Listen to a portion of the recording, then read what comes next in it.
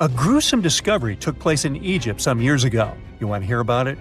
16 human hands, carefully buried in 4 eerie pits. They didn't look too much like human hands at first, since they were abnormally large, but they were. Weirdly, there were only right hands, no left hands were in sight. It turned out that it points to the practice of an ancient dark ritual. Old Egyptian art and tales talked of a ceremony where warriors would present the right hand of their adversaries as proof of victory and ask for gold in return. Egyptians believed in the afterlife, so cutting off someone's hand meant you cut off their power eternally. Guaranteeing this type of defeat was interesting to the winning party. Here, the fight was between Egyptians versus Hyksos, who lived in what was once known as Canaan. Egypt has always been the center of some history-changing findings, and some time ago, this papyrus was found. If we stretched it open, it would be just a tad bigger than the height of a skyscraper. The world's tiniest skyscraper, which is located in Wichita Falls, Texas. When humans didn't write on their notes app, they wrote on this thing, made from the medulla of a papyrus plant. Around 2,000 years ago, ancient Egyptians wrote something reminiscent of a book where they describe most of their funerary traditions and their visions of the afterlife. It's considered one of the most important texts from ancient Egypt and is still sold in bookstores to this day. This ancient manuscript was unearthed from a chamber located just south of the Pyramid of Djoser, located in Saqqara. Oh yes, Djoser is the oldest pyramid in Egypt and not the Giza pyramids like most people think. So recently, the site of Saqqara buzzed with excited archaeologists who probably found one of Egypt's oldest complete mummies. They believe that this beautiful and well-preserved mummy was that of a wealthy man. He was discovered in a deep shaft, covered in layers of gold leaves. There are many symbols that show he was an important and wealthy man, like the band he wore on his head, the bracelet on his chest, and the fact that he was embalmed with a tunic, which was reserved for Egypt's finest. The most exciting part of the entire discovery was finding the resting place sealed with mortar, just as the ancient Egyptians had left it 4,300 years ago. Now this may sound weird, but back in 2008, archaeologists discovered a missing pyramid. Now it went missing because it deteriorated over the span of 4,000 years. Today, you can only see its base. It was a pretty important site back in ancient times. It is said that around the area of the pyramid, the ancients hosted a special type of ceremony where high priests would carry mummified remains of sacred bulls. Now here's a fun fact. Ancient Egyptians believed that Apis bulls were earthly incarnations of the city deity of Memphis and was connected to rites of fertility. It wasn't just any Apis bull, though. They needed to be all black with a single white mark between its horns and a bunch of very specific characteristics. They were selected by the local priests and honored until they passed away. After that, they were mummified and buried in underground galleries. Meanwhile, this missing pyramid sort of disappeared around the 1800s. It was a German archaeologist who first found it in the village of Saqqara. He called it the Headless Pyramid when he first found it. But then, years after the official discovery, the desert sand came along and covered the whole thing. There were some excavations between the 19th and 20th centuries, but they weren't too systematic. That's why scientists were so thrilled when they dug an entire pyramid's base after removing the 25-foot mound of sand that was covering it. Oh, and it turns out American archaeologists are excavating a cemetery in Egypt that could contain over 1 million mummified bodies. So far, archaeologists have dug around 1,700 mummies. One of the main differences from other classic Egyptian mummies is that these people weren't kings and pharaohs. They were commoners that most likely lived about 1,500 years ago, when Egypt was controlled by the Roman and Byzantine empires. The name of the cemetery is cool, though, the Way of the Water Buffalo, just in case you want to check it out on your next trip. Other than bulls and buffaloes, ancient Egyptians also liked baboons. Are you seeing a pattern here? In the beginning of the 20th century, archaeologists discovered a site filled with mummified baboons in a place called, guess what? The Valley of Monkeys. An animal wouldn't have been mummified if it wasn't considered important. Certain animals were more important than others, since they were linked to specific deities. Jackals were connected to Anubis, the ancient god of the afterlife, and cats were likened to the female deity Bastet. Baboons were a pretty big deal, since they were believed to be connected to Thoth, the deity of wisdom and advisor to Ra, one of Egypt's supreme deities. The archaeologists who studied these animals weren't too happy. They think these baboons were kept inside and were deprived of sunlight for most of their lives. They had extreme vitamin D deficiencies and they were poorly fed. Maybe Thoth got angry with these baboon keepers. Just a guess. Since there's never a boring day for archaeologists in Egypt, they also found human mummies with golden tongues. Since Egyptians were all about the afterlife, they believed that golden tongues might help a person speak once they pass to the other side. I mean, it's a long shot, but hey, why not? Some of these mummies were placed in wooden coffins with goods, such as necklaces, pottery, golden artifacts in the shape of lotus flowers, and scarab beetles, and iPhones. Just kidding. A new temple was also unearthed recently in Egypt. Scientists believe it was dedicated to honor Zeus Cassios. That deity would be a cross between Zeus, the almighty Greek deity of the sky, and Mount Cassios. While digging around the Sinai Peninsula in Egypt, archaeologists spotted 2 pink granite columns poking out of the ground, and bingo. They believe these columns represented the temple's front gate and collapsed during an earthquake many years ago. And speaking of deities, there weren't only super serious deities. Recently, scientists unearthed a golden ring in a city south of Cairo. No, Frodo, it's not magical. It was a normal gold ring, but it had the depiction of the deity of fun, officially named Bes. This deity is often described in sacred texts as a happy chubby dwarf. Today, many tattoos we get are sorta deprived of any sense and are made of aesthetic purposes only. In ancient Egypt, though, women would get tattoos as a token of protection for childbirth.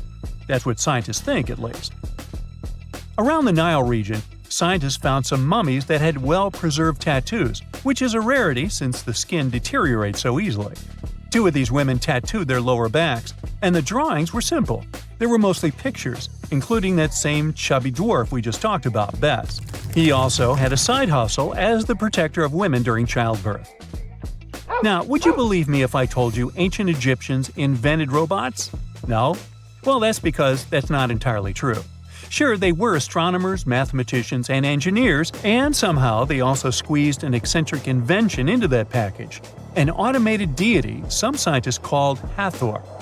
This wooden statue had been in the Metropolitan Museum of Art for years before someone noticed its secret. With the help of an X-ray machine, specialists discovered a mechanical operating system inside it. The pulley-like axis goes from the statue's shoulder to her left leg. When the system rotates, the statue raises and lowers her hand. Hey, pick me! Pick me! I got my hand up here. Most people know that pyramids were built as grand tombs for the pharaohs, designed to ensure they had a smooth journey to the afterlife. The Great Pyramid of Giza, for instance, was constructed for the pharaoh Khufu. But what most people don't know is that this whole pyramid building trend started right here, with the step pyramid of Djoser, about 4,700 years ago. This massive structure was built for Pharaoh Djoser, a ruler from Egypt's 3rd dynasty. It rises 7 layers high above the ground and stands about 200 feet tall. We think of it today as a phenomenal architectural project, but for ancient Egyptians, the step pyramid of Djoser turned out to be more like a massive experiment, a trial run, if you will, to perfect their building skills before they moved on to even more ambitious pyramids.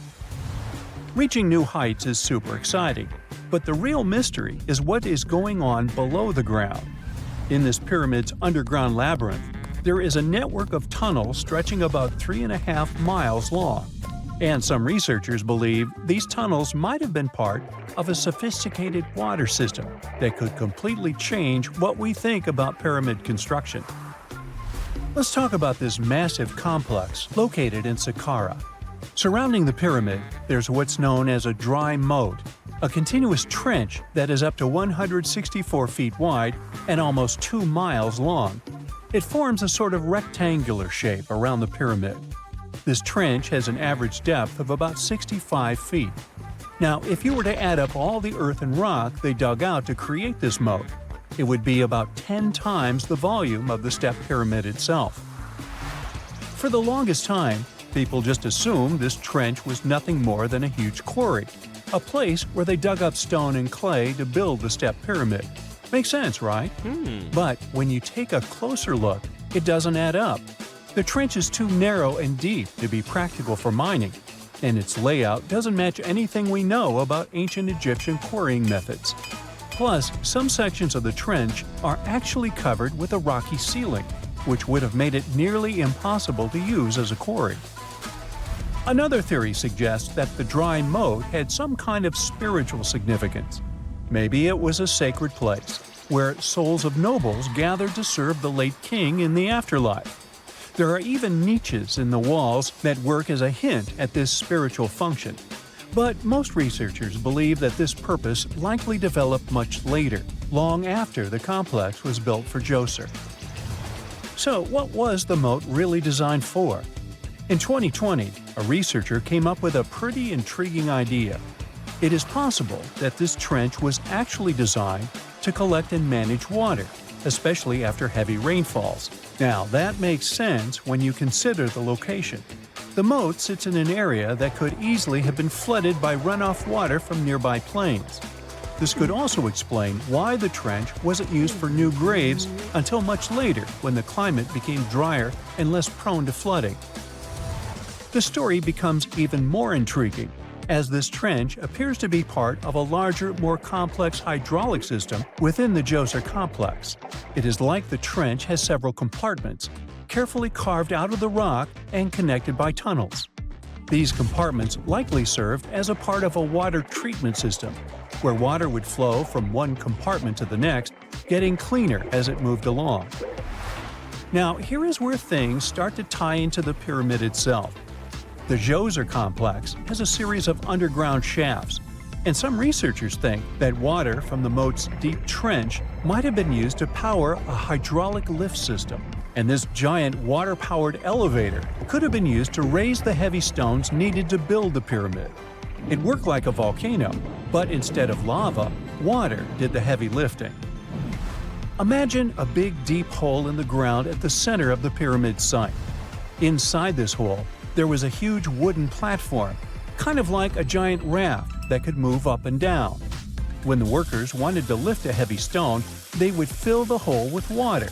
As the water rose, the wooden platform started to float up, carrying the stone with it, almost like a giant water-powered elevator. When the stone reached the right height, the workers slid it off the platform and onto the pyramid. The idea is that water from the deep trench, after being cleaned and filtered, would flow into these shafts. A massive float, possibly made of wood, would then rise as the water filled the shaft, lifting the stones up to where they were needed for construction. Once the stone was in place, they'd let the water out, lowering the platform back down to the bottom, ready to lift the next stone. This fancy hydraulic lift system could have been a game changer, making the whole building process a lot faster and more efficient without using a lot of workforce. It is like the ancient Egyptians were already embracing the whole idea of work smarter, not harder. But of course, not everyone is on board with this theory. Some experts argue that the area where the step pyramid of Djoser was built couldn't have held enough water from occasional rains to maintain such a fancy hydraulic system. The main theory suggests that, in the past, there might have been some kind of lake nearby that would have filled up after a period of rain, and this lake could have supplied water to the complex's hydraulic system. But there is no mention of such a lake in any ancient Egyptian writings, so it might be more of a what-if situation than a reality. And then there's the issue of the hard work itself. Remember when I said this method could have allowed the ancient builders to raise stones with far less effort? Well, that might not be entirely true. According to some experts, just building this hydraulic device would have required a lot more heavy work than simply moving the stone blocks using good old-fashioned manpower. And let's not forget, the step pyramid of Djoser is like a baby pyramid compared to those that came later. The stones used for Djozer's pyramid weighed, on average, about 660 pounds each, which is nothing compared to the more than 2.5-ton blocks used later for the Pyramid of Chephren. If this cool water lift theory gets completely ruled out, we still need to explain how this pyramid was built in the first place. To answer that, we need to rewind a bit and talk about the original plans. See, before Djozer's tomb became a pyramid, the idea was to construct a simple mastaba. This type of tomb was pretty common in earlier periods, a flat-roofed, rectangular structure with sloping sides. But after the original mastaba was finished, they decided to expand it a bit by adding more layers on top. And then they added even more layers, until the construction reached 6 distinctive steps, each one smaller than the previous. And they probably did all this by raising those heavy stones using ramps, not a water-powered elevator. There is still so much we don't know about the step pyramid of Djoser. More research is definitely needed to fully understand how this system worked, or if it even existed at all. But the idea of using water to help build the pyramid adds a whole new layer to our understanding of ancient Egyptian engineering. It's a powerful reminder of just how clever and resourceful those builders were, using the natural landscape and the power of water to create one of the most iconic monuments in history. We know that the ancient Egyptians were talented enough to build something as grand as the pyramids, but were they also smart enough to measure the speed of light? There's a theory circulating online that says exactly that. If you look at these two numbers, you'll see that they match completely. The first one is the speed of light in a vacuum measured in meters, and the second one is the latitude of the Great Pyramid of Giza. So, was it done on purpose, or is it just a coincidence? Well, happily, we can tell you that it's actually just a coincidence, not another conspiracy thingy. The Great Pyramid is just one of the many places in the world that share the same latitude. And more importantly, even if the ancient Egyptians had somehow measured the speed of light and chosen to keep it a secret from the rest of the world, they wouldn't have used meters to put it down. Meters were only defined at the end of the 18th century. The builders of the pyramids used a different unit of measure called cubits. 1 cubit is equal to 1.5 feet. Cubit was based on the length of the arm from the elbow to the tip of the middle finger, and it became popular in the ancient world. So if they wanted to impress the rest of the world and set the pyramids at a point that matched the speed of light in cubits, they would have to build their iconic constructions somewhere in Europe. And then the Danish astronomer who first measured the speed of light in 1676 would have been really upset to know that someone had done it centuries before him. So, although they were ahead of their time in many aspects, the ancient Egyptians never measured the speed of light or used longitude and latitude to map their locations. The base of the Great Pyramid of Giza might seem like a perfect square, but it's actually an 8-sided structure, not 4-sided. Each of its 4 sides has a subtle concave indentation that splits it evenly from base to tip. The official version is that a British pilot was the first to notice it in 1940 while flying over the pyramid. He took a photograph that showed shadows highlighting these indentations. Some people think these lines are only visible from above and can best be seen at dawn and dusk during the spring and autumn equinoxes. This has led to a freaky theory that the ancient Egyptians might have designed the pyramids to communicate with something looking at them from above.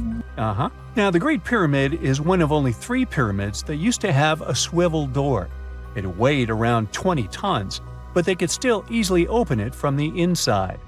Its precise fit made it nearly invisible from the outside, with no visible latch or handle. There were only slight variations in the exterior stone that gave out an opening. The other 2 pyramids with similar doors belonged to Khufu's father and grandfather. The Great Pyramid also has a hidden void at least 100 feet long that was only found in 2017. We still don't know what lies within the space, what purpose it served, or if it is the only space of its kind. Researchers used the same tech to see through cathedral walls, Mayan pyramids, and even volcanoes. It depends on a natural shower of subatomic particles called muons. They pass more easily through empty space than through solid materials. So if they arrange multiple muon detectors around a structure, scientists can map out its solid and empty areas. A team of scientists placed muon detectors inside the Great Pyramid and allowed them to gather data for months. Scientists have analyzed samples of the mortar used to build the pyramids many times. Although we know its composition, modern technology still can't replicate it. The mortar is mostly made from processed gypsum, but it wasn't used like the cement we use for bricks today. Instead, they used it to support the joints between the massive stones as they were set in place. The estimated amount they needed to construct the Great Pyramid was around 500,000 tons of mortar. The gypsum mortar is stronger than the stones themselves and has held up for thousands of years. Now, all four sides of the Great Pyramid are aligned with the cardinal points – north, south, east, and west. According to geologist and engineer Glenn Dash, the alignment is accurate to within 4 minutes of arc, or 1/15th of a degree. The architects managed to achieve this without modern tools like drones, blueprints, or computers. Many researchers try to explain this construction miracle. Maybe they used the pole star or the sun's shadow. Dash recently proposed a new, simpler idea. The Egyptians might have used the autumnal equinox to align the pyramids. It happens twice a year when the Earth's equator passes through the center of the sun's disk, making day and night nearly equal in length. To test his theory, Dash conducted an experiment on the 22nd of September 2016, the first day of the fall equinox. He used a special rod the Egyptians had to cast a shadow and tracked its tip at regular intervals, forming a smooth curve. By connecting 2 points of the curve with a taut string, he created an almost perfect east-west line. Dash noted that on the equinox, the shadow's tip runs in a straight line, nearly perfectly east-west, and with a slight counterclockwise error. There's a similar error in the pyramids. Although his experiment was conducted in Connecticut, Dash believes that the same method would work in Egypt. All the ancient Egyptians needed was a clear, sunny day. They could determine the fall equinox by counting 91 days from the summer solstice. But they left us few clues, and no engineering documents or architectural plans have been found that explain their methods. So they might have mapped shadows, but it's not definite. Now, scientists have long wondered how heavy stone blocks were carried to the pyramid sites, and they might finally have an answer. A research team from the University of North Carolina, Wilmington, has discovered that 31 pyramids are likely to have been built along a long-lost ancient branch of the River Nile. It's now hidden under desert and farmland. For many years, archaeologists have thought that ancient Egyptians must have used a nearby waterway to transport materials, equipment, people, and whatever else they needed to build the pyramids on the river. But up until now, they weren't certain of the location, shape, size, or proximity of this waterway to the site of the pyramids. The group of researchers used radar satellite imagery, historical maps, geophysical surveys, and sediment coring to map the river branch. They believe it was buried by a major drought and sandstorms thousands of years ago. The team managed to go below the sand surface and get images of some hidden features thanks to radar technology. They found hidden rivers and ancient structures running at the foothills of where most of the ancient Egyptian pyramids lie. The discovery of this extinct river branch helps explain the high pyramid density between Giza and Lisht, in what is now an inhospitable area of the Sahara Desert. Now, Egypt isn't the only country with the most pyramids in the world. The champion's title here goes to its southern neighbor, Sudan. It has between 200 and 255 pyramids, compared to Egypt's measly 138. They were built by members of the Kingdom of Kush, an ancient civilization that ruled the lands along the Nile River many years ago. They started erecting pyramids around 500 years after the Egyptians had stopped doing it. Their pyramids are much smaller than the Egyptian ones, but were built for the same purposes. Archaeologists are still working to find out how the pyramids in the Sudan were built, how long it took to complete them, and what happened to their society. It's 1898, and you're taking part in excavations in Saqqara. This place, not far away from Cairo, is full of ancient tombs and pyramids. You're in your Indiana Jones mood and hope to find something really phenomenal to become famous. Gold, manuscripts, treasure maps, mummies of famous pharaohs. Wait, a wooden bird? You're really disappointed as it looks like a regular toy. An old one, but still. Little do you know that years later, someone would propose that your bird was actually an ancient monoplane. So the artifact, nicknamed the Saqqara Bird, is made of a sycamore tree. The birdie has a wingspan of just 7 inches and weighs around 40 grams. A perfect original souvenir from Egypt, I would say. It's over 2,000 years old and looks pretty plain, without any carvings of feathers or other intricate ornaments. It has a beak and eyes though, which makes our find look like a hawk, the emblem of the deity Horus. Its tail is rather unusual as it's squared, looks weirdly upright, and it seems like the sunken part of it was the place for a now missing piece. Humans love solving a good mystery, so there have been several attempts to explain the use of the birdie. First, quite simply, is that it was a ceremonial object. The second idea is that it was a toy for a child from some well-off family. It could have been some sort of boomerang, which was a popular concept in ancient Egypt. Then there was a theory that the bird had been used as a weather vane. But this one has been debunked as the figure doesn't have any holes or markings, except for the one made at the museum in Cairo to fix the exhibit on a stick. So there was no way to hang it in the past. Almost a century after the bird was found, Egyptologist Dr. Khalil Masiha proposed a new theory that it could have been a model of a monoplane. He believed the bird was missing a horizontal tailplane. Otherwise, it had its wings set at a right angle, similar to that of modern planes. It could have worked to generate the aerodynamic lift necessary for flights. Dr. Masiha also claimed that it was common at that time to place miniature models of technological inventions in tombs. So, did the ancient Egyptians really invent the plane in 200 BCE? That would make the Wright brothers, who are considered the inventors of aviation, really upset.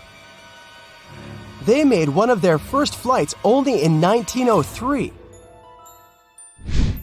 There's just one way to know for sure, and that is to test the model. But you know, the ancient museum in Cairo would unlikely let one of their cherished exhibits fly around like a toy. That's why glider designer Martin Gregory built a similar model, this time of balsa wood, and concluded that even with the missing tailplane, the plane wasn't much of a flyer. Case solved? Not really. This didn't sound convincing enough to the History Channel, so they invited an aerodynamics expert to build another replica of the bird. He tested it in weather conditions similar to those in Egypt and was impressed with the little plane's abilities. So, if they did invent the prototype of a plane back in the times of pharaohs, it would be a good example of an oupart. That's an out-of-place artifact, an object that's way ahead of its time in terms of technology or history. And the Saqqara Bird isn't the only example of such a revolutionary concept.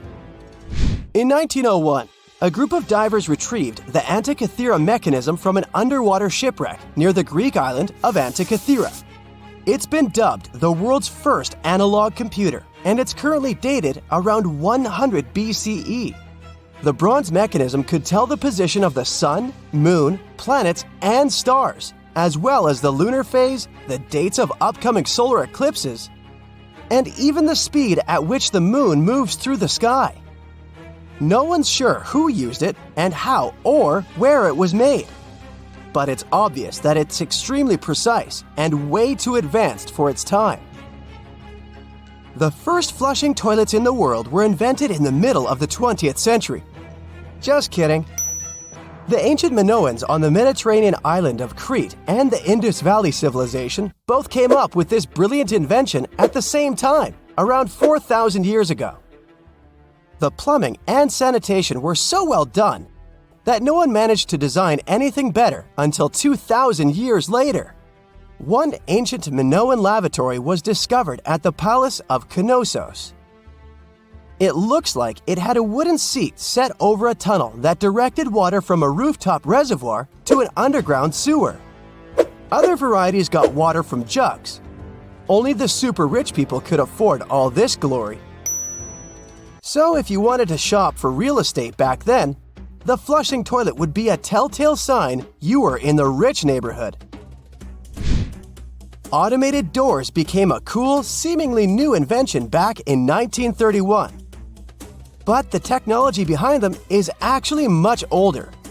Think the 1st century CE old. Mathematician and engineer Heron of Alexandria came up with a hydraulic system to open and close temple doors. To bring it into action, you need to light a fire to produce heat. There was a brass pot under the fire, half filled with water. The inventor connected the brass pot to containers that acted as weights. When the fire was burning, the water moved into the containers. They went down and pulled the ropes. It was nothing like a supermarket door that opens in front of you before you even have time to think. Heron's door took hours to open, and there was no way to stop the process. That's why they only opened the doors once a day before people entered the temple, to add some mysticism at the temple during ceremonies. Spooky. Looks like the first ever battery was invented in Baghdad around 2,000 years ago. A German archaeologist found this oval-shaped clay jar in 1938.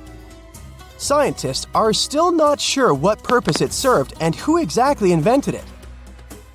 There is a theory that it was used for electroplating objects with precious metals.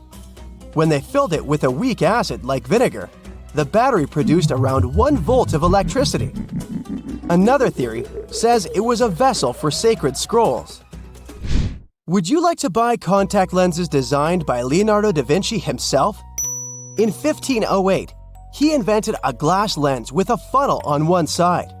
You were supposed to wear it with water inside to improve your vision. Sounds a bit uncomfortable, doesn't it? So, around a century later, French scientist René Descartes decided to improve the idea and make the cornea contact the future lenses. Contacts because they contact your eyes, get it? The glass tube with liquid did help improve vision, but blinking was sadly impossible. 2.5 centuries later, new technologies in the glass industry let scientists design contacts that would fit in the eye and even let the wearer blink. Thanks, guys! Still, those lenses were made of heavy blown glass and didn't let the eye breathe. About 50 years later, contacts became plastic. Lightweight, unbreakable, and scratch-resistant, but still covering the entire eye.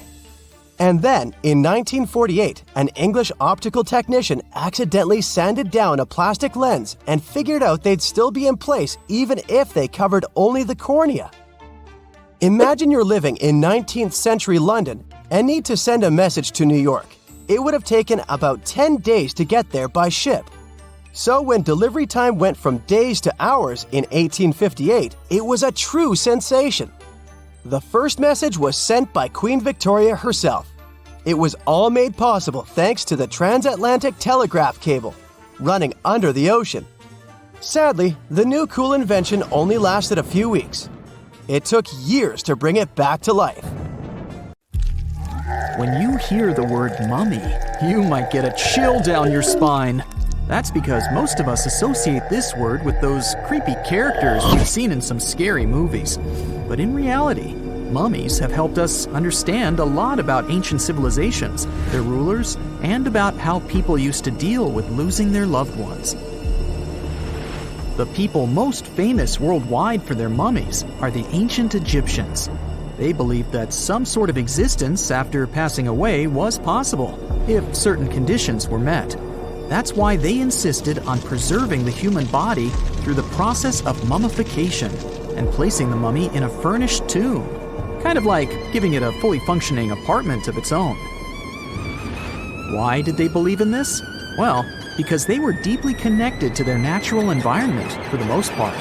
They saw the natural cycles around them, like how the sun rose every day, followed by the moon, or how new life was always sprouting from plants, even after they had wilted away. They also believed that the powerful spirit Osiris, who represented the cycle of passing away and resurrection, played a role in this process. To prepare for the afterlife, the ancient Egyptians followed certain rituals, like mummification, which involved using materials like honey, resins, and incense to preserve the body. There's no other mummy more popular than that of King Tut. He was a young pharaoh who ruled over 3,000 years ago in Egypt. The problem with discovering ancient royal tombs is that most of such burial sites were previously robbed. People knew ancient rulers had been left with many valuable belongings, so those locations became vulnerable to thieves. When King Tut's tomb was opened in 1922, people were excited because it had not been robbed, like many other previously discovered royal tombs. That's how well hidden it was. Inside, his mummy was encapsulated in a total of 3 coffins, including one made of gold. The objects found in his tomb showed us what ancient Egypt was like, and studying his mummy also helped us learn about the culture and practices popular at the time when he passed away. We also learned about his family by looking at his DNA. Scientists were able to discover that he had had a disease called malaria and a problem with his foot that might have made it hard for him to walk. Ramses II was another pharaoh in Egypt who ruled for 68 years, which was quite a lot back in the day. He was known for his expansion campaigns and building projects. Many objects from his time as a ruler still exist today, including a large statue of him. Ramses II was about 6 feet tall and lived to be about 90 years old. After looking at his mummy, scientists concluded that he may have had a medical condition that affected his spine. Now, remember those thieves I mentioned before? They are probably the reason why Ramses II ended up in a plain coffin in a secret collection of royal mummies at Deir al-Bahari, which was rediscovered in 1881. Thankfully, archaeologists were able to identify him because his journeys had been recorded on his wrappings. The process was really tedious too. In fact, in ancient Egypt, the mummification process could take a staggering 70 days to complete. A special person would say a very specific speech while delicately handling the body and drying it out using a type of salt called natron. They also used linen and resin to make the body look more lifelike and to wrap it in cloth.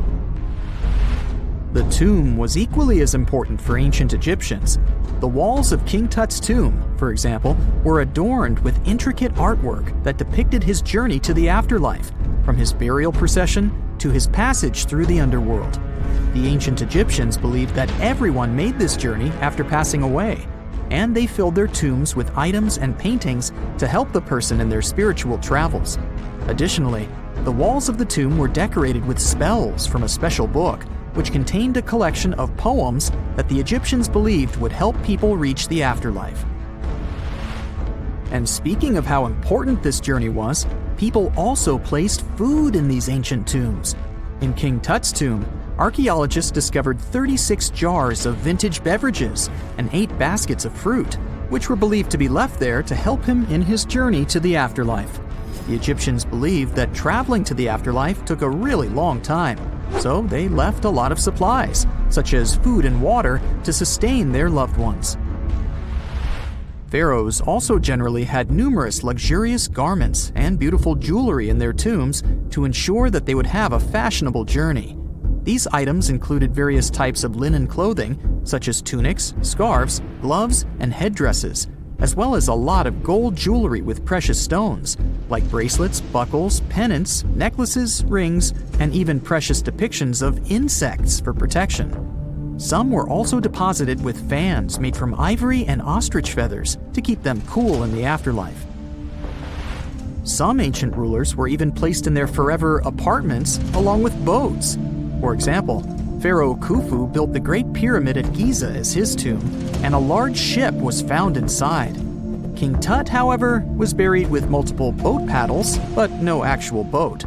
Instead, he had 3 chariots and numerous walking sticks made of precious materials, perhaps indicating he'd rather travel to the beyond by land, not by water.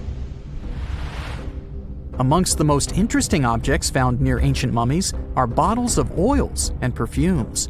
If rulers were supposed to be fashionable, why not smell nice too, right? Also, some of them had some ancient kinds of board games. most of them made out of precious materials like gold or ivory. One of those games was called Senet. It was very popular amongst the ancient Egyptians and very similar to modern-day chess. The ancient Egyptians may have the most famous mummies out there, but they weren't the first to invent the procedure. In fact, it all started in South America with an ancient civilization named the Chinchorro. As far as we know today, these people were the first to mummify their loved ones that had passed away. They did it somewhere around 2,000 years before the Egyptians started their own rituals. Sure, we can tell a lot about ancient rulers by studying these mummies, but until recently, we had no idea what they really looked like during their lifetime. Not so long ago, though, some very special mummy paintings were found by archaeologists studying ancient Egyptian objects. These mummy portraits are highly detailed paintings of individuals that were made while they were still alive. Such paintings were often painted on wood, as opposed to the classical portraits we all know about, which are painted on canvas. They are known for their realism and beauty, and have even been used by researchers to diagnose diseases by comparing them to the corresponding mummies. Some of these portraits also include depictions of jewelry, which was later found on the mummies. The recent discovery of these mummy portraits in Central Egypt is significant, as it marks the first time in over a century that such paintings have been found. Mummies appeared all around the world naturally, too. Mummification can occur without people intervening because of natural conditions, like extremely cold or hot environments, places with a lack of oxygen, or accidental exposure to chemicals that preserve the body. These conditions don't allow bacteria to grow, resulting in the body remaining more or less intact. Famous Otzi was one of these mummies. We know today he was a man who lived around 5,000 years ago in Europe. But upon his discovery in the Alps in 1991, Austrian authorities initially believed that he was a modern mountaineer because of how well preserved the body was. However, after the Iceman was removed from the glacier, it was determined that he was actually from the Copper Age. What is a boat doing in the middle of a desert? You would expect to find a seagoing vessel closer to shore. This is the question archaeologists had been asking for decades. In 1988, there was a storm near one of the most important archaeological sites in ancient Egypt. A wooden structure emerged from the sand. It was hollowed out by termites. Scientists were determined to solve its mystery. In 2000, they began excavating the site near Abydos, Ubidos. An American team of experts soon discovered a boat that was 70 feet long, and it wasn't alone. In total, there were 14 boats neatly resting next to each other. It was impossible to completely dig out the boats because of their poor condition. Luckily, the wood was preserved enough to get a sample. Analyses revealed that the boats were around 5,000 years old, the oldest fleet in human history to this date. The time of their construction predates the pyramids at Giza by half a millennium.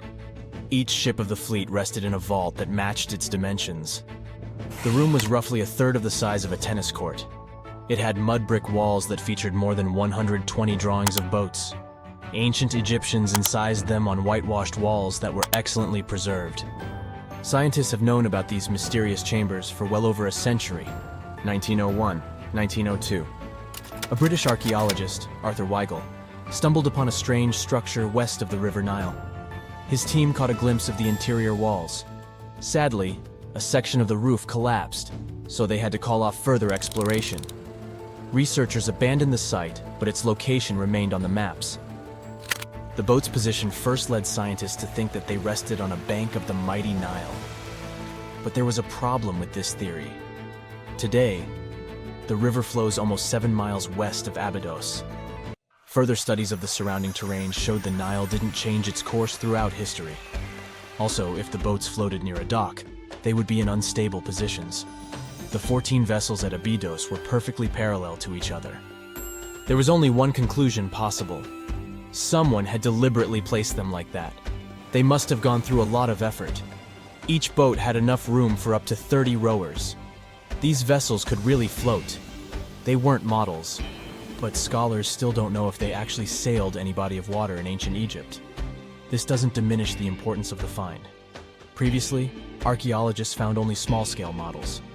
In King Tut's tomb alone, there were 35 boat models.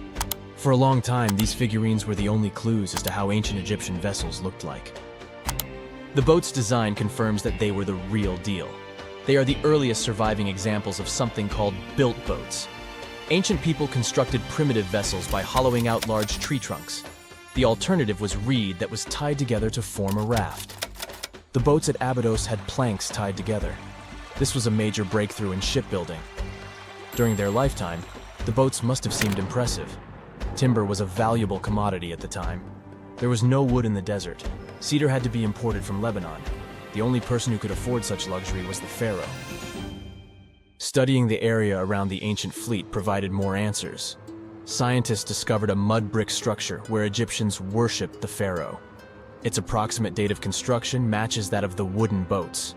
The same bricks out of which this building was made were used to encase the fleet. At the time of their construction, the rooms they were stored in had a ceiling. That's the section that archaeologists stumbled upon in the early 20th century. Just like mummies and coffins, these marvelous ships rested inside splendid vaults. The exterior of these rooms was also impressive. The outer walls originally had a plaster of white limestone. It reflected sunlight. In the desert sun, the structure housing the boats must have shone from miles away. Ancient Egyptian builders used the same technique to cover the pyramids 500 years later. Today, their surface looks jagged, but it wasn't always like this. When they were constructed, the pyramids had a top layer of fine white limestone. Their surface was smooth and it gleamed in the sunlight. Instead of stairs, the outer layer of the pyramids was more of a sleek ramp. Archaeologists were left with one final question. Which pharaoh owned the fleet? The answer lay just a mile from the site. This is where the tomb of a pharaoh from the 5th dynasty rested, King Senwosret III. Its time and style of construction matched the ones of the chambers with boats. The very end of his rule might explain how the boats ended up in the middle of the desert. The pharaoh probably passed away in northern Egypt. Then his body was transported down the Nile to Abydos in a marvelous procession of decorated boats. The vessels were later lowered to chambers near the final resting place of their owner. This had a symbolic meaning. In the ancient Egyptians' belief system, ships played a key role. Their supreme deity was Ra. He traveled through the sky during the day in the form of the sun. At nighttime, he sailed through the netherworld in a solar boat. The pharaoh identified himself with Ra. That's why he needed boats in the afterlife. That was the only way to regenerate himself. Just as the sun rises every day above the horizon. This belief existed for thousands of years. The more famous Pharaoh Khufu also had a ship. Scientists found it in 1954 next to his pyramid at Giza. It is some 4 centuries younger than the fleet at Abydos. But Khufu's ship was almost 2 times longer. The Great Pyramid of Giza and King Tut's tomb are some of the most famous archaeological finds in Egypt. But there are many more secrets hiding beneath the endless sands of the Sahara Desert. Recently, 2020, archaeologists found a lost city there. They have labeled it as the most important discovery since King Tut's tomb, 1922. The city of Aten is some 3,000 years old. Historians hope it will give them a unique insight into the everyday life of ancient Egyptians. The famous archaeologist and Egyptologist Zahi Hawass proclaimed the site a lost golden city. Aten sits some 300 miles south of Egypt's capital, Cairo. It is close to the famous Valley of the Kings. Archaeologists first found sections of mud brick walls that spread out in all directions. They discovered complete rooms with tools of everyday life inside. The research team unearthed a bakery, a residential neighborhood, and an administrative district. They all date back to the time when the Egyptian civilization was the wealthiest in its long history. They were also the first to make objects from iron. In 1911, scientists found a set of iron beads near a village in Lower Egypt, El Girza. These are the earliest known iron artifacts. The discovery is literally out of this world. Ancient people made them by beating into shape a piece of a meteorite. The 9 beads were once part of an ornate necklace. They are now blackened and corroded, which is perfectly normal for a piece of jewelry that is over 5,000 years old. They consist of an iron-nickel alloy. Researchers were impressed by the skill of ancient jewelers who processed the beads. Their craftsmanship is more impressive when you think that they didn't know the stellar origins of the material. The Great Pyramid of Giza also has a remarkable feature. An international research group investigated the electromagnetic response of the structure to radio waves. They found that the pyramid has the ability to concentrate electromagnetic energy inside it. This occurred inside its chambers as well as under the pyramid's base. It contains an underground, unfinished chamber. It seems that the electromagnetic response is connected with the properties of limestone, the Great Pyramid's main building material. The research results might have a practical application. The way solar cells and nanosensors function could be improved by this remarkable find.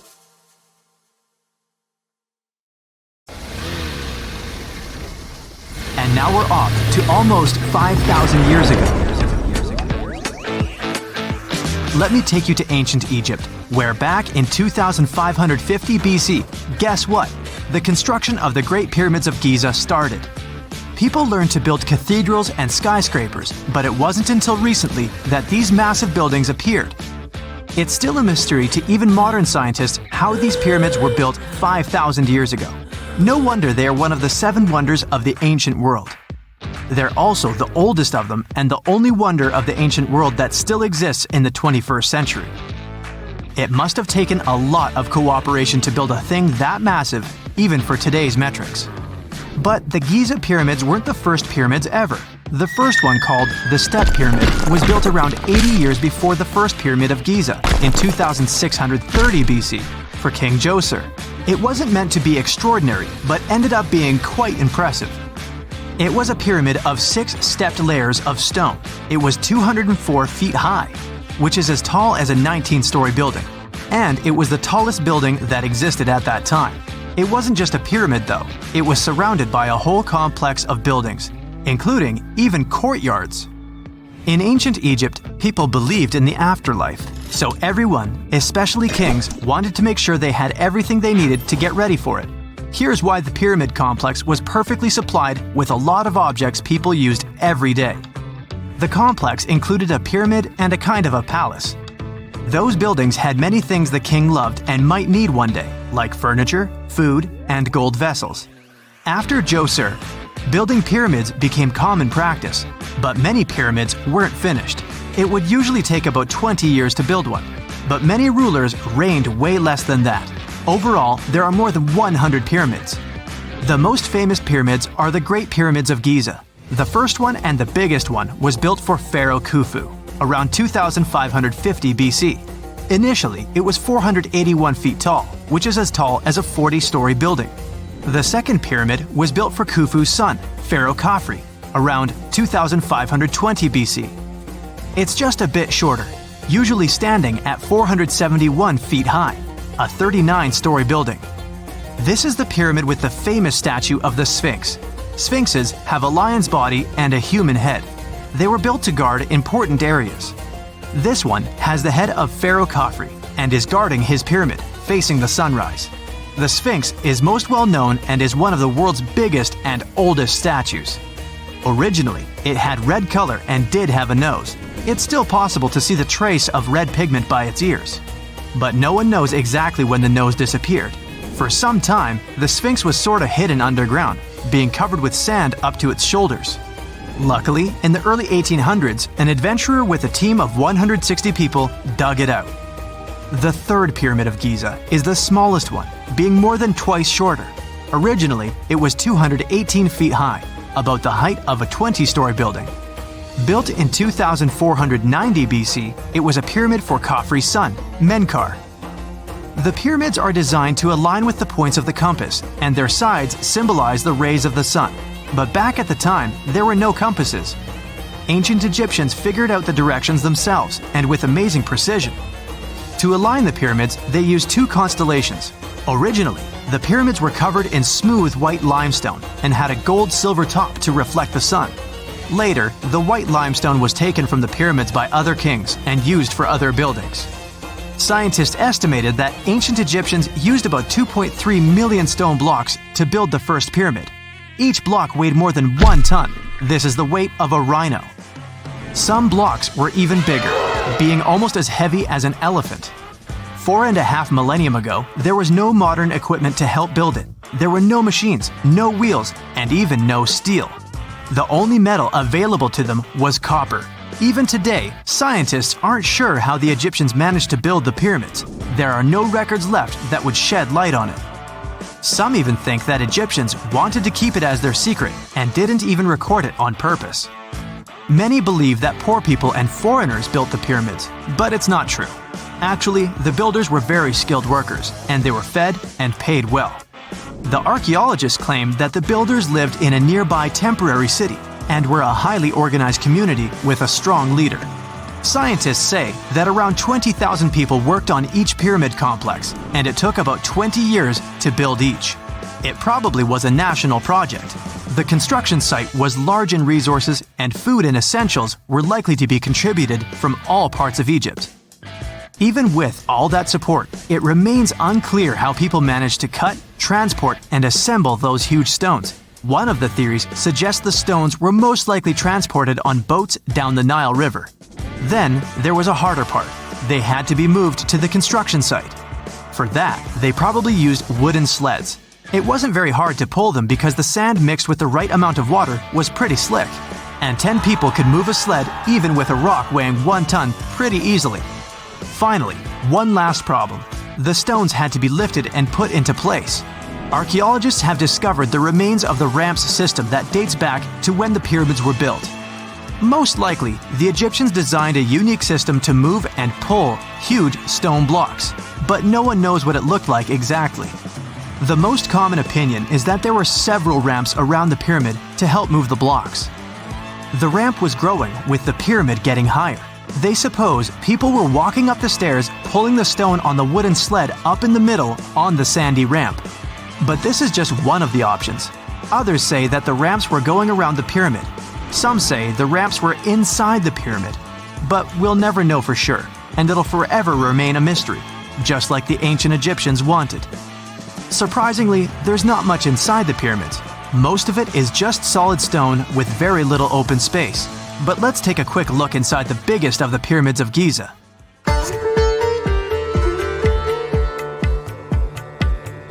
From the entrance, there are 2 stairs, one going down and the other one going up. The descending one takes you to a chamber located underground. That's where the pharaohs are, but not in this pyramid because Khufu wanted to stay higher. The underground room is partly unfinished. The room with Khufu's sarcophagus is called the King's Chamber. It's upstairs and then through the tall and long Grand Gallery. Below the King's Chamber, there's a room called the Queen's Chamber. There are no queens though, and no one is sure why the room is called this. Unfortunately, none of these have any hieroglyphs on the wall. They're just bare. If you want to see them, you should go to the other rooms that are decorated. Those pieces of art are depictions of ancient Egypt's culture and daily life. The texts allow researchers to study their language and grammar. Sadly, the treasures that once were here in the pyramid are long stolen. From that room, there are several tunnels for an unknown purpose. There are many tunnels and passages inside the pyramids. There are many chambers and shafts and secret ways. Scientists have been sending little robots with cameras there for some decades already. And the robots did discover another chamber a bit upstairs with hieroglyphs on the walls. But even today, much of the pyramids is still unknown, and there's no so-called building plan of the pyramids. Egyptians did create a mystery no one can crack for 4,500 years already. Scientists recently started to X-ray the pyramid to learn what's inside it without entering it and its narrow, mysterious tunnels. The year is 1923. 2 teenagers sneak out of their homes in the middle of the night in Florida City. Rumor had it that an old man was building a rock castle by himself. But every time someone tried to see what the old man was doing, he would stop working. The curious teens managed to sneak into Ed's backyard and saw something they could later describe as magic. They recalled seeing rocks moving around like helium balloons. The old man was moving up to 30 tons of stone by himself to build his castle. Even if he didn't allow anyone to see him working, he would proudly talk about it around the town. But whenever people asked how he was building a stone castle all on his own, he simply answered, "I cracked the secret of the pyramids." This story begins in Latvia, Edward Leedskalnin's home country. Edward was born in a small village on January 12, 1887. He was born in a family of stonemasons, which is probably where he learned ancient techniques of building. However, he grew up as a sickly boy, which meant he could never carry much weight or undergo heavy physical activity. At the age of 26, an unfortunate turn of events determined Ed's fate. The love of his life broke off their engagement, and heartbroken Ed decided to move to the United States. He lived in a couple of American states before finally moving to Florida, where his life's adventure started. Ed spent years searching for the right spot of land to build his dream house. He always rejected good farmland. When people wondered why, he only smiled. Finally, when he bought land of his own, it was deemed terrible by his close friends. The soil was bedrock. He could neither plow nor farm it, but it seemed perfect for what he was seeking to build. Ed's close friends would often describe him as eccentric. When asked why he wanted to build a house, he would only say, "It's for my sweet 16. Someday she's coming back." Then, he changed the topic of the conversation. It took Ed about 30 years to finish Coral Castle, and he did it all by himself. He would only work under the cloak of night and never let anyone see what he was doing. The completed Coral Castle embodies a number of unsolved mysteries. If you were to visit the site back then, you'd have to go through a 9-ton, 8-foot-tall revolving gate door that even a kid could push with just one finger. Ed was so proud of this door that he originally named the site Rock Gate Park. It was renamed Coral Castle only much later, after Ed's passing. Once inside, visitors would access the incredible wonders of Ed's constructions: towers, mystic symbols, furniture, and swing sets, all made entirely of monolithic blocks of stone. The stones are set on top of each other, using only their weight to keep them together. And believe it or not, the entire park gathers around 1,100 tons of stone. Today, if you visit Ed's living quarters, you'll even see the simple instruments he used to construct all of this: chisels, hammers, ropes, and pulleys. The type of work he did is difficult even with modern-day equipment, let alone without it. Coral Castle's main mystery lies in how Ed managed to do it. The only photograph of Ed Leedskalnin at work shows a simple leverage structure of a chain hoist attached to a wooden tripod. The tripod was made of old telephone poles with a small wooden box on top. What was in the box is, of course, a mystery. Unfortunately, he took his secrets with him, not sharing the truth of his work with anyone else. Yet, not all is lost, as there are many theories and speculation surrounding what could have happened there. One theory says that there is a harmonic grid inside the Earth's surface, something that would create anti-gravity spots around the globe. It's believed that Coral Castle was built in such a spot. This could explain why it took Ed so long to find land that pleased him. Maybe what he was looking for was a place that allowed him to experiment with anti-gravity forces. Yet, whenever Ed talked about his work, he would say he understood the laws of weight and leverage, and, sure thing, that he had cracked the secret of the pyramid builders. And what secret is that, you might ask? According to Ed himself, it has to do with magnetism. He even published a pamphlet called Magnetic Current. There, he explains that every object has magnetic particles inside of them. A person just needs to understand where they are located inside such objects. This way, objects can be lifted and moved around without much effort, just like moving something heavy underwater. Researchers say that if we assume Ed Leedskalnin and the pyramid builders used the same technique, then it would only have taken 4,700 workers to build the Great Pyramid of Giza, instead of the 20,000 to 100,000 that is currently estimated.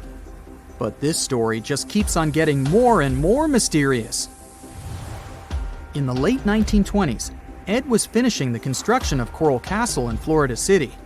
Rumors about his work had spread around town. People said Ed was hiding a stash of money somewhere in his living quarters. One night, a group of men waited until Ed was alone and broke into the castle to rob him. They couldn't find the money, and luckily didn't harm Ed. But in the following days, he decided that it was best he moved out of that land. Of course, he took more than his toothbrush along with him. Ed decided to move the entire coral castle to another land, 10 kilometers away from where he had built the park. Legend says he hired a truck driver and asked him to swear secrecy about what Ed intended to do. He asked the driver to look away while Ed loaded the truck by himself, moving all of the rocks without any help. With the truck loaded, Ed and his castle moved to Homestead, Florida, where the park is located until this day. In 1986, a group of engineers from Florida University was called to try to fix the park's gate entrance, the 9-ton revolving door that Ed was so proud of. They arrived with plenty of modern-day equipment, including a 20-ton crane. When the engineers took the door down, they noticed that Ed had used a strange circular stone at the bottom of the revolving door. The engineers couldn't understand how this frisbee-sized rock could withstand 9 tons of weight without breaking into pieces. They sent the rock to the geology department at the University of Florida, but the geologists simply returned the rock, saying they couldn't find a match of this rock in their databases. They couldn't determine its origin. The engineers put the 9-ton gate back into place, trying to use other techniques. At first, it didn't work without the base rock Ed had originally used. So, they had to cut the gate rock to make it work as a revolving door once again, proving that modern-day technology couldn't replicate what Ed had done single-handedly. Fast forward to 2011, and another man claimed to have cracked the code of the pyramid builders and Ed Leedskalnin himself. Wally Wallington, a retired construction worker from Lapeer County, Michigan, has managed to build using similar techniques to those used by Ed. Wallington is known for having built his personal Stonehenge in Michigan. He is said to have used simple machines, such as levers and counterweights, moving around multi-thousand-pound concrete blocks. Unlike Ed, Wallington has shared his techniques with the public. Multiple videos are showing the clever engineering he built from very simple materials. It sure is impressive. The man has moved his entire barn into another property just with the help of simple tools. However, there is no way to prove that these were the same techniques used to build Coral Castle. To this day, the secrets of Coral Castle haven't been unraveled. But hey, we can always keep trying to solve it.